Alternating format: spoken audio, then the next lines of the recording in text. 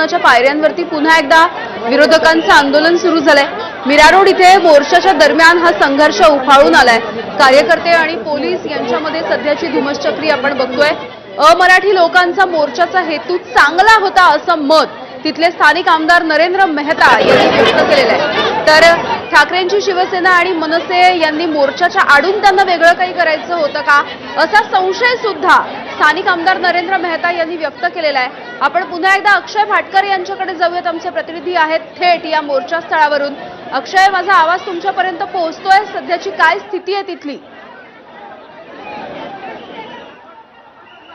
अजूनही परिस्थिती तीच आहे आणि अजूनही या ठिकाणी धरपकड सुरू आहे। पोलीस मोठ्या प्रमाणात कार्यकर्त्यांना आतमध्ये घेत आहेत। आपण बघतोय दुसरी एक बस पूर्णतः भरलेली आहे आणि त्याचा आता मोठ्या प्रमाणात पाऊस पण आलेला आहे आणि या पावसामुळे इथे कुठे ना कुठे हे आंदोलन जे आहे त्या आंदोलनाचा आता काय होणार असा देखील प्रश्न आहे। मात्र पोलीस मोठ्या प्रमाणात आहेत आणि हे सगळे आंदोलन करते कार्यकर्ते देखील मोठ्या प्रमाणात इथे उभे कुठे ना कुठे या सगळ्या